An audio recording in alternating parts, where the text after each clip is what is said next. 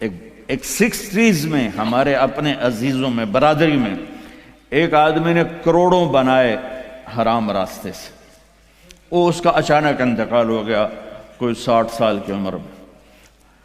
تو وہ یہ کہا کرتا تھا میں اج مر جاواں میرے بچیاں نو کسی دی پرواہ نہیں، یہ میں نے اپنے کانوں سے سنا اس کی، میں اج مر جاواں میری دھی نو کسی دی پرواہ نہیں۔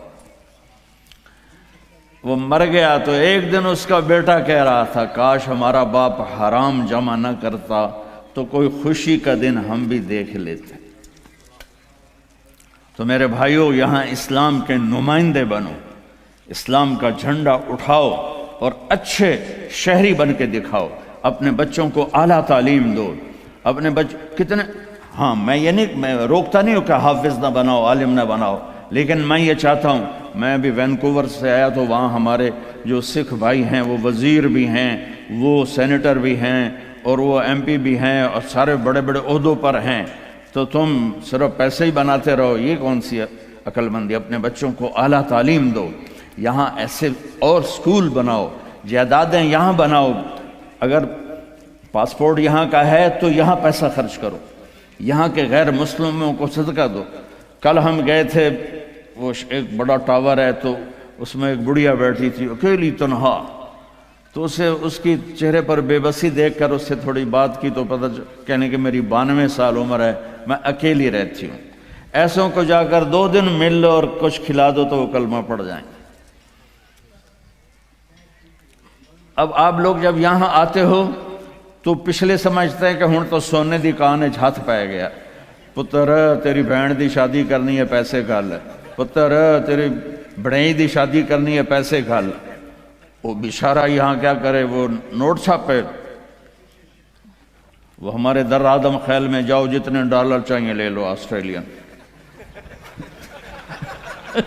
جتنے لینے جو لے لو، امریکی ڈالر، آسٹریلی ڈالر، کینیڈین ڈالر، پاؤنڈ بھی لے لو، ریال بھی لے لو، یا تو پچھلوں کو پتہ ہی نہیں ہے کہ یہاں کمائی کتنی مشکل ہے۔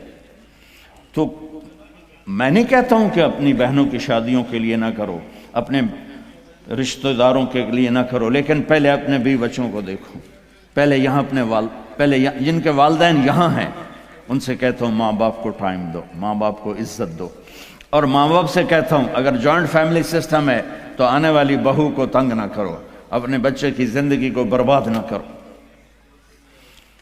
ایک حد ہے، یہ خامند کے ذمہ، بچے کے ذمہ ہے، ماں باپ کو اپنی عزت دے، بیوی کو اپنی عزت دے۔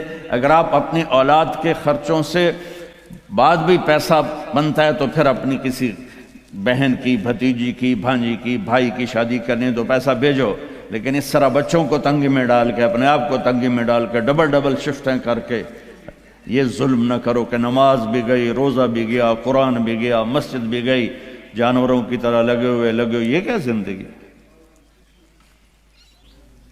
آخری الفاظ میرے نبی کے تھے الصلاۃ وما ملکت ایمانکم، میری امت نماز نہ چھوڑنا، نماز نہ چھوڑنا۔ ان 1400 سال میں اگر نماز چھوڑنے کی گنجائش نظر آتی ہے تو صرف کربلا کے میدان میں میرے نبی کے نواسے کے لیے گنجائش نظر آتی ہے کہ ظلم انتہا پہ ہے، مظلوم انتہا پہ ہے۔ زمین آسمان نے ایسا منظر کبھی دیکھا نہیں، نہ دیکھیں گے، نہ ایسے قربان ہونے والے دیکھے نہ دیکھیں گے۔ اور سورج ڈھلا اور یہ جنت کے وارث نہیں ہیں، جنت کے سردار ہیں، جنتی نہیں ہیں، جنت کے سردار ہیں۔ میرے نبی نے فرمایا میرے بچے حسن اور حسین جنت کے نوجوانوں کے سردار۔ ہمیں تو پتہ ہی نہیں ہے، تم گرمی میں بیٹھے ہو، میں بھی یہاں کھڑا ہو کے میرا سر درد کا مستقل مریض ہوں، اپنے آپ کو، چونکہ مجھے 2 دن سے پھر اٹیک شروع ہو گیا، تو میں اس وقت کوئی آسانی سے نہیں بول رہا ہوں، زور لگا کے بول رہا ہوں، لیکن پتہ کوئی نہیں قبول ہے کہ نہیں ہے، امید ہے کہ اللہ قبول کرے گا۔ اور یہاں ماں کا دودھ بھی نہیں چھوٹا اور اعلان ہو رہا ہے حسن اور حسین جنت کے نوجوانوں کے سردار ہیں۔ تو آپ اگر نماز چھوڑ بھی دیتے تو کیا ہوتا؟ نہیں، امت کو پیغام سنانا ہے، بتانا ہے، دکھانا ہے کہ مرتے ہوئے بھی نماز نہیں چھوڑی جا سکتی۔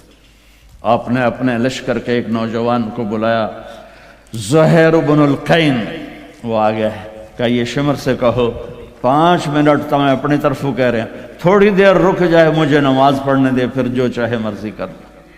اس حال میں نماز نہیں چھوڑی۔ آپ بڑے مصروف ہیں، ایک چھوٹا سا مصلی اپنے ساتھ رکھو، آپ کے پاس ٹائم کوئی نہیں، فرض پڑھ لو، صرف فرض پڑھ لو تاکہ آپ کی حاضری لگ جائے۔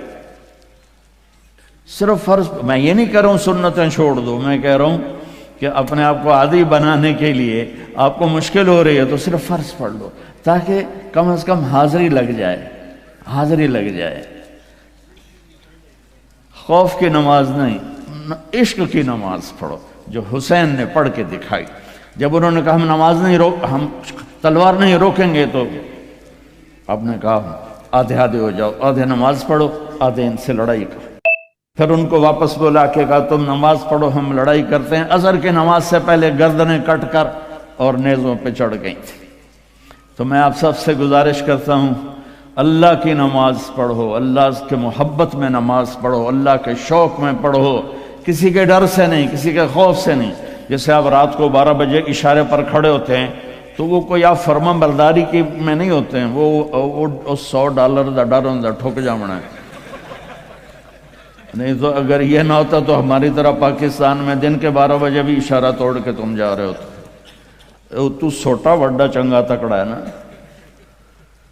ہاں، محبت کی نماز پڑھ۔ میں سینٹرل ماڈل اسکول لاہور سے میں نے میٹرک کیا تھا، تو میں ہاسٹل میں تھا، تو کئی وارڈن آئے، ہاسٹل وارڈن، تو ایک وارڈن طالب حسین تھے رحمۃ اللہ علیہ، بڑے اس وقت تو بڑے برے لگتے تھے، اب بڑے اچھے لگتے ہیں۔ وہ انہوں نے نگرانی ٹائٹ کر دی، ہمیں نکلنے نہیں دیتے تھے اور بھاگنے نہیں دیتے تھے ادھر، اور نماز کمپلسری کر دی۔ تو عشاء کی نماز میں کھڑا تھا، میرا روم میٹ آیا، فوت ہو گیا، اللہ اس کی بخشش کرے، جاوید نام تھا۔ تو ہمارے وارڈن کا نام تھا طالب حسین، تو اس نے میرے قریب آ کر نماز کی نیت شروع کی، 4 رکعت نماز فرض عشاء واسطے طالب حسین دے اللہ اکبر۔ تو اب میں بھی نماز میں کھڑا ہوں، میں کہا وہ ایک ہی کیتا ہی، یہ ہماری نماز ہو رہی۔ وہ کہتا ہے طالب حسین دی پڑھدا پیا، کتھے اللہ دی پڑھدا پیا، اللہ اکبر۔ حسین والی نماز پڑھو، محمد مصطفیٰ والی نماز پڑھو۔ تو بھائیو، اپنے نبی کی پیاری زندگی کو سیکھنے کی نیت کرو۔ یہ تبلیغ کا کام اسی کی محنت ہے۔ میں زیادہ نہیں مانگتا ہوں، سارے مجمع سے کہتا ہوں صرف ایک ویکنڈ مہینے میں تبلیغ میں لگا لیا کرو، آپ کو بہت فائدہ ہوگا۔ اور آج کے بعد نیت کرو کہ جھوٹ نہیں بولنا، ٹھیک ہے، دھوکہ نہیں دینا، رزق حرام نہیں کمانا۔ اور آخری بات ہے، اگر آپس میں کسی سے لڑے ہو، صلح کر لو، معاف کر لو۔ خاص طور خامند اور بیوی لڑے ہوں، دیکھو عجیب بشارت سناتا ہوں، خامند اور بیوی لڑے ہوں اور وہ آپس میں صلح کر لیں تو اللہ ان کے پچھلے سارے گناہ معاف کر دیتا ہے۔ اللہ کو خامند بیوی کی صلح اتنی محبوب اور اتنی پسند ہے۔ باقی جس سے بھی کوئی لڑائی جھگڑا ہے، آپ ایسی اپنی ایسوسیشن بناؤ کہ جس میں یہ جھگڑے آئیں، عدالتوں میں مت جاؤ، اپنے بناؤ، اس میں ایسے اہل علم لوگوں کو ڈالو کہ وہ آپ کے جھگڑے پنچایت کے طور پر مٹائیں۔ عدالتوں میں جا کر تو پھر وہ مزید بڑھتے بات بڑھ جاتی ہے۔ آپ ایک معاشرہ بنو، یہیں شادیاں کرو، یہیں بچے بچیوں کی شادیاں، یہاں کی بچی یہاں کا بچہ ہو تو کمپرومائز ہو جائے گا۔ وہاں سے بچی آئے یا بچہ آئے، وہ اس ماحول میں ایڈجسٹ نہیں ہوتا، پھر مصیبتیں پڑتی ہیں، مشکلیں پڑتی ہیں، طلاقیں ہوتی ہیں۔ بہرحال یہ تو خالی ایک میرا مشورہ ہے، یہ میرا کوئی نصیحت نہیں، مشورہ ہے۔ اگر آپ کر لیں گے، جب آپ نے یہاں رہنا ہے تو یہیں ایک معاشرہ بناؤ۔ تو سارے بھائی اس کی نیت کرتے ہو نا؟ تو آخری بات جو میں نے کی تھی دھیان سے سن لینا کہ کسی سے ناراض ہو تو اٹھ کے صلح کر لینا، ٹھیک ہے نا؟ سارے بھائی نیت کرتے ہو؟